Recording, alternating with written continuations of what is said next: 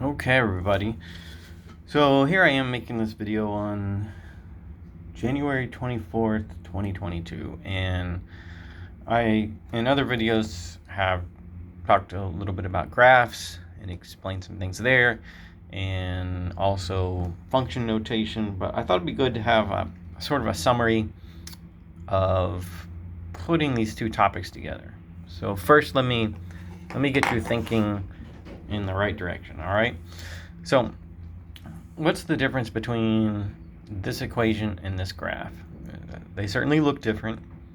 You might think an equation and a graph are two different things, and I couldn't blame you for that. But in this case, since this is the graph of that equation, they give you the exact same information. And here's what I mean by that.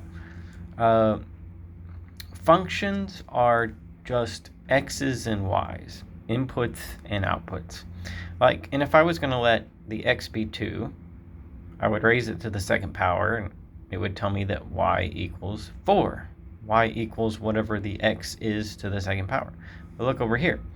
There's a point on this graph where x is 2 and y is 4. Same thing, right? Over in the equation, if you let x be 2, y turns out to be 4. And on the graph, there's a point where x is 2 and y is 4.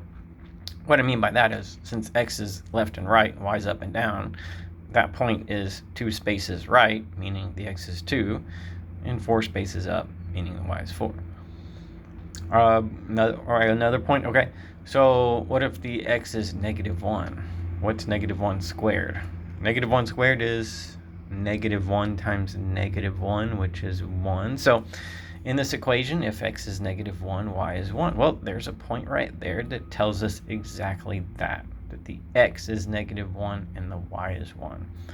Now, so all that this graph is, and there are many points in here that are fractional, that don't involve easy calculations and with whole numbers and so on, but every point in this picture, with the x and the y coordinate being whatever they are, will match exactly what that equation gives you. Okay, so they don't give us different information. That's the first thing I want you to think about. Second thing, if an equation is a function, we often write it with function notation. So here's what function notation looks like. So this equation we were dealing with was y equals x squared. So that same equation in function notation might look like this. F of x is equal to x squared. The f of x, I guess you could think of that as the name of the function. We'll call the function f, or we'll call it f of x. And then that over there is the formula that you do the calculations with. Okay? But here's how we read function notation. If I were to write this, I would read that as f of 2 is 4. And what that means is that for this function, if the x happens to be 2, then the y will be 4. Well, didn't we explain why that is? This function, this equation right here, if you let x be 2, you square it, you'll get y to be 4. Okay? So this function notation allows us a way to abbreviate that. When I write f of 2 is 4, it means in that particular function being what it is, if x is 2, y is 4. Or I could write this, f of -1 is 1. What's that mean? Same thing. That's the x, that's the y. In this function being whatever it is, if the x is -1 and the y is 1.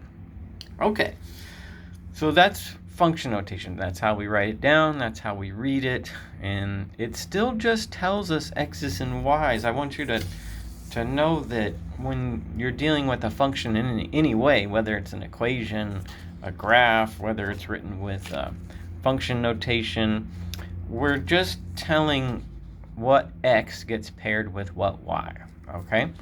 All right, now there's a question that's on the, at this point at least, on the homework on my math lab that involves reading information from a graph. So here's a graph that is drawn at random, but there are points on it, and I've labeled the points so that there's no guesswork in you knowing what the points are, okay? Like this point right here is x is 4 and y is 3. If there were a graph paper here, I could go 4 to the right and 3 up. All right, so there's some other points labeled too. Now, here's what I would want you to be able to do. Can you read this and extract the information in the context of understanding this question? Question reads, for what value of x is f of x is equal to 2? Well, so how do we say to read function notation? When we write it, that's the x and that's the y that gets paired with it. That's the x, that's the y that gets paired with it. You always read it that way, okay?